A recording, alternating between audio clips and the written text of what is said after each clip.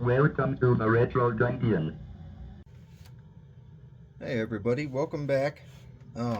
Today we're going to look at a new toy that I got. I traded somebody on Facebook. I've actually traded with this guy before. Super nice guy. But so I traded my Apple IIe, not the enhanced, just the regular version, and just the computer, none of the peripherals or anything. But I traded it for a Commodore 128, which has been a computer that's been on my list since I started collecting these guys. So I'm going to put it down here and show you, but you might want to cover your eyes because it's so horribly yellow, it might make you ill. Alright, you ready? Bam. Look at that. And, I mean, honestly, the camera doesn't even really do it justice. It is darker than this in person. It's dark orange, really starting to teeter on the line of brown at the bottom. It gets progressively lighter as you go up, although even up here is worse than any computer I've ever seen. Even this part, the lightest part of the top, is probably the worst yellowing I've personally seen on any of mine. Yeah, it's I'm gonna try to retrobrite it, but I do my retrobriting during the summer with sunlight. I use the submersion method. I think I've mentioned that on another video, but so I won't be able to do that until spring, so I got a while. But I don't even know, this thing's yellowed so severely that I don't even know if retrobriting could bring this back even close to its original color, let alone make it actually, correct. The keys, I think I can get them back. They'll probably always have a gradient on them because I don't think I'll be able to get them all the way back to white or beige. I think they were more like a beige. These are gray, but the gray ones, oddly, it's kind of like the space bar in my last video about the 2C. The space bar was the only key that yellowed. Well, in this case, all the keys that weren't gray yellowed. It's just, I guess, different plastic. Kind of odd. But I've seen that, several times with several different computers. The good thing is, I got a nice trade. He had gotten 2 of these from a guy, and he got good deals on them. I think he only paid, I think it was $80 a piece for them. But also, it came with a power supply that is working. I've already taken it apart, replaced some of its caps, not all of them. I ordered the ones I haven't replaced yet. I'll show you it here in a minute. But the guy he got it from sent him, and he sent to me a video or a picture or both, I forget, of both of the units working. So this is supposed to be fully functional, and I have I've seen it running in the video, but not in person. I haven't plugged it in yet. I had to make sure that the power supply was putting out correct voltages, and just make sure everything was good with it, and I did. So it's ready to roll. And then I spent a bunch of time cleaning the other case too. So, all right, let me set this actual 128 aside, and I'll show you the power supply and the other case closer. So here's your power supply. This is the C128 power supply. I don't know if there were 2 different versions of this. I'll have to look that up, but if there is, this is the heavy one. This thing weighs probably 4 or 5 pounds, but it's got a gigantic transformer in it. It must have quite a bit more, the transformer must be quite a bit higher rated in volt amps than like the one for the C64, which I'm not positive as to why they would have done that, except for just, for expansions and stuff like that, because beyond powering peripherals and expansions, other things that might need it, the AC, as far as I know, in the C64 is really only used for the SID. So yeah, I don't know. But yeah, they probably just did it, I guess, for peripherals. Now this thing was filthy. really dirty, and like somebody had drawn with pencil on it, and I think I got, or pen maybe even, I'm not positive, but I think I got most of that off. It is yellowed. You can see like the gradient between the top and the bottom here. And it's pretty much evenly yellowed all the way around, given that the bottom, for whatever reason, is darker than the top. But beyond that difference, it's pretty uniform. So I should be able to retrobrite this and get it looking, you know, good as new almost. And I cleaned up the cables. It's almost like, oh, I don't know. You know, I was in a rush to get it looked at to see if it worked, of course, because I'm excited that I got this thing. I've been waiting, you know, well over a year to get one of them. But, you know, they're usually pretty expensive. Like, I've been seeing them on eBay for, you know, $250, $350. They cost a lot more than the C64, which makes sense. They didn't make nearly as many. And then they switched to the, you know, the D and the DCR. But yeah, it's looks nice.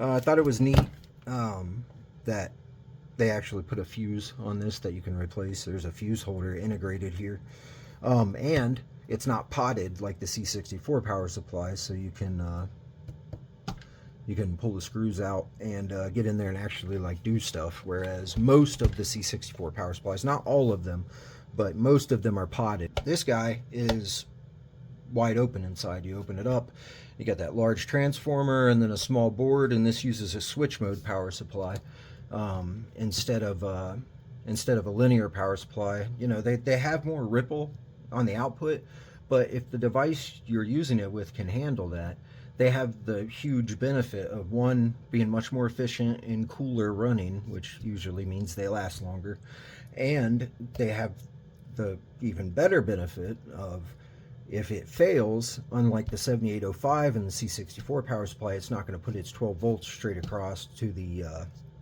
5-volt output, or the 9 volts to 5, whatever it is. This guy's safe to use. I measured it. It's putting out 5.19 volts at the connector, no load. So it'll be a good. With the load on it, I'm guessing it's going to drop to right around 5 volts. I'll check it again once I, you know, get everything hooked up just to make sure. But 5.19 is going to be safe anyway. Okay, let me set this aside and I'll grab the other case. Now again, this case is not pristine in any way, shape, or form. It's got some weird, I'll show you, it's got some weird stains on it. It almost looks like somebody tried to retrobrite it before and failed.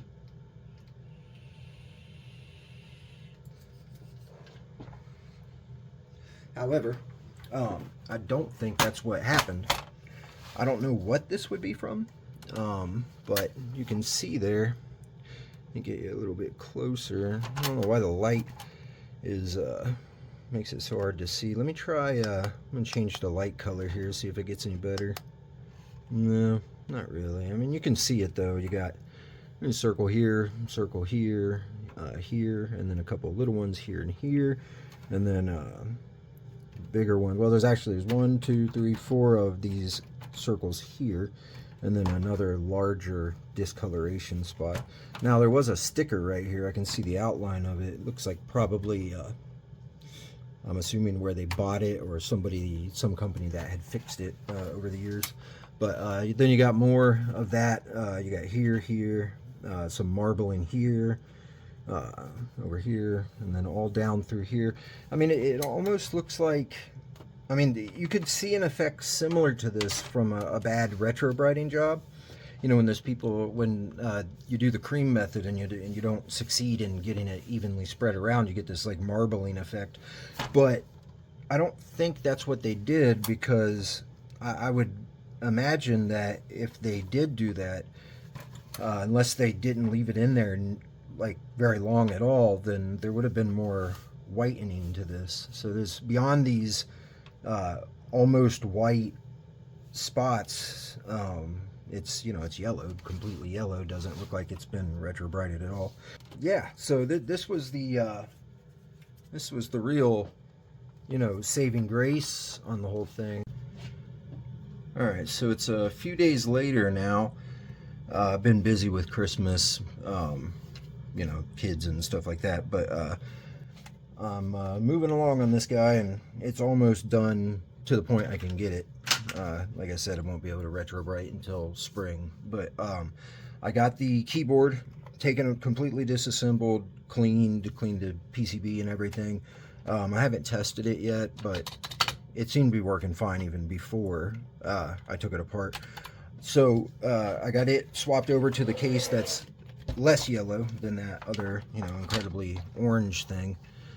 But so the keyboard part's done, the top of the computer is done effectively. I got to get the badge off the other one. The badge that was on this one, it had the sticker was intact. Oh, here, let me show you real quick. The sticker was intact, but if you can see this in the camera, it's got like some bubbling on it, and that paint is gonna break off of there. So I'm gonna put this on the super orange case, and then I'm gonna take the badge off of the super orange case and put it on this. So I still got to do that, but that's a trivial thing to do. So this is as done as it can be for now. And then I'm getting ready to so I did plug this in to test it, and it works. The computer booted up and everything. It definitely has jail bars, but from looking online, it doesn't look like that's too uncommon with these. But there is one issue that I'm gonna try to sort out right here. I'm gonna get the board. Here's the board. I don't remember if I had the VIC chip, the VIC and the cannot remember what that other chip is called. VDC, whatever it is. I don't remember if I showed you guys under their little container. But anyway, I got the board all cleaned up, front and back, looking really nice. And I hooked it up, and it fired up, and it seems to run. It booted with my Ultimate 2 Plus cartridge fine. The SID chip is working. However, I used Donkey Kong Arcade to, you know, just to see what it sounded like, because I'm familiar with that one the most.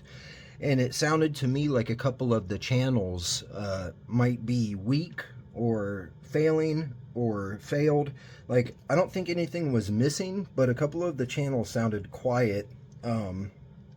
So I think there's an issue with the SID. However, I don't know if it's the SID itself or if it's, you know, another issue on the board, capacitors, whatever. The one thing I noticed, and what I'm going to take care of, I told you that I often do replace these old crappy single wipe sockets, but I was thinking about not doing it this time if it worked, just because, you know, it's nice to keep it original. There's an argument to be had for that. But let me show you what I did find and what made me decide that I'm going to replace them, all these sockets. Down inside of these sockets, the pins are like corroded. Now, it's not like your typical like green corrosion, you know, like you would see in battery corrosion or water damage. It's like a dark brown kind of color. And I didn't check all the chips. I think so far I've only checked 2 of them, but the 2 that I checked both had that corrosion on them. And if that corrosion is causing, you know, a poor connection, then it's possible that it could be messing up the SID, especially like the analog side of it, as far as like its output volume and things like that. So I'm gonna go ahead and replace all the sockets that are in here. I'm not gonna put sockets in where they weren't, where they didn't have sockets from the factory. I'm just gonna replace the ones that are currently in here with turn pin sockets, gold-plated turn pin sockets. Okay, I got all of the single wipe sockets out of here. The larger sockets, you got what was it, 48 pins and 40 pins, I think is what it was. It might have been 44 and 40. I don't remember. I got them all right here, but they were fine. They didn't give me much hassle at all, but the shorter ones almost all of those had that problem where the bottom part of the pin would get soldered to the opposite side of the pad. But with a little practice, you know, the last 2 to 3 came out relatively quick and easy. Didn't damage anything. Gonna try to zoom you in. I think I'll zoom instead of pick the board up. But yeah, no damaged pads. Oh, and then also I haven't pulled it out yet, but I saw another chip that was socketed, which is the I think it's like a multi-vibrator. I think it's the thing that starts the creation of the clock signal for the VIC and then to the processor. And then cleaning it's going to be a pain, just because when you get this much flux, after I solder all those sockets in, and also the flux that's already on there from, I assume, from the factory from back in the day. Once I get all of that, you know, I'm going to use alcohol to clean it off. I don't have a flux remover right now. I don't think. I'll have to look, but I don't think I did get any. But anyway, I'll use isopropyl alcohol, and it'll work fine. It's just I'm going to have to scrub it several times. So I don't like when there's any residue at all, like where it gets sticky, because you can kind of polish it. Like you'll see people do this a lot, where they'll kind of clean it so you don't see any of like this, like the flux laying next to the pins. But basically, instead of cleaning it off, they spread it out, and then like it looks good, like the board will be nice and shiny and stuff, but if you touch it, it'll get fingerprints all over it because there's still flux there. I'll clean it until the flux is gone, and it'll probably take me a while to do that, but it's worth it in my opinion. I'm gonna go ahead and throw these other chips in, get them soldered, or get the other sockets soldered in, and then put the chips back. I think I'm going to clean the legs of the chips because they were really stuck in their sockets. They just, I don't know if it was from that corrosion or what, but let me see if I can zoom out and bring this up or not. I don't think I'll be able to. I've been failing on this, or at this, for every time I tried now, but let me see. Come on, you can do it. Nope. Let me try to zoom, I guess. But anyway, what I was going to show you, yeah, there we go, is they all have those, let me see those marks on them. That's like some kind of corrosion, and it like almost adhered the chips to the socket. Some of them were in there really tight. I had to, you know, really get a good amount of leverage to pop them out. And there you can see them there, there's little dots. Same over there. That's some kind of corrosion. So I'll probably hit those with a fiberglass pen just to make sure they're clean before I put them in the socket. Another bit of I guess advice is, if you're doing this and you're using turn pin sockets, well, whether you're using turn pin sockets or not, I always put the chips back in before I do the cleaning, so that way flux doesn't get in there and, you know, impede the connection between the socket and the chip. All right, so I'll throw these components, and then when I come back, unless I find anything interesting in the process, when I come back, it'll probably be reassembled. Here's the finished product. Well, the board finished. I gotta put it obviously back in its case. But yeah, it turned out really nice. Let me zoom in a little bit here. I don't need to get too close, but yeah, there's your turn pin sockets all mounted in. They went in really nicely. The soldering looks good on them. I did populate this even though it's unused. I don't know if you can add a some kind of option ROM to that. I'll have to look into that. But you know, I didn't want to leave one normal socket. It would drive me nuts. Zoom in a little bit further. Okay. Oh yeah, there's actually, 1 second. Try to make this look a little bit better. There we go. Yeah, they you know, they came out nice. That's one, you know, that's one there. It wasn't too hard to clean up. Kind of thought it would be harder than that, but just the way everything was laid out, it cleaned up pretty nice. I made the decision to, for the most part, leave any of the flux that the factory left intact. I cleaned it up anywhere where alcohol got on it when I was cleaning it, and therefore, you know, made it spread out. I kind of wiped that up, but like these pins here, here, over here on this on the RGB output,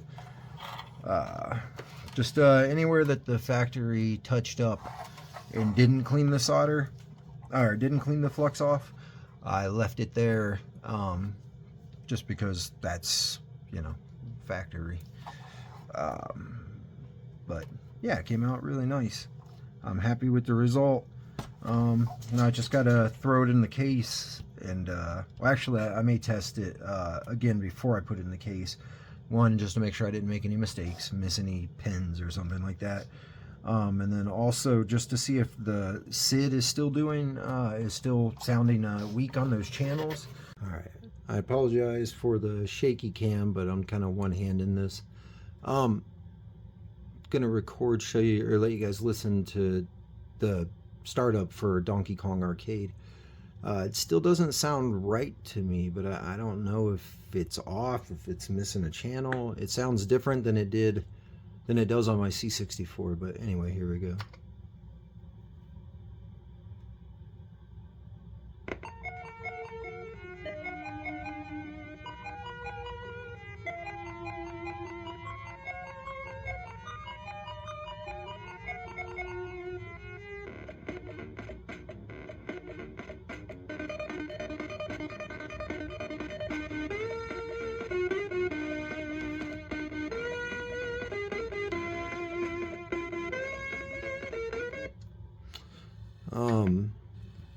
I don't know. I'm curious to see what you guys think.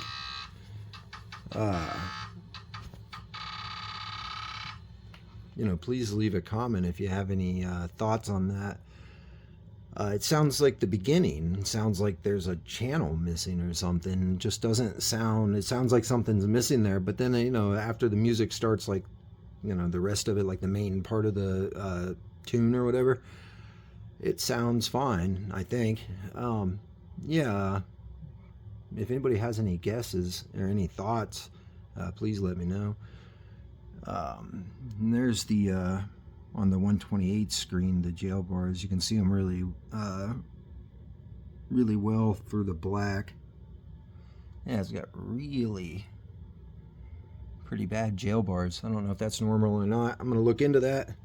But I think I'm gonna go ahead and put this back together. If there's anything else I need to do as far as follow-up stuff, then I'll make a little like added extra video or something. For now, this thing is going. I can get it put back together before everything gets all covered in dust again. Thanks for watching as always, and please, you know, leave a thumbs up and subscribe if you want to see more stuff like this. Thank you.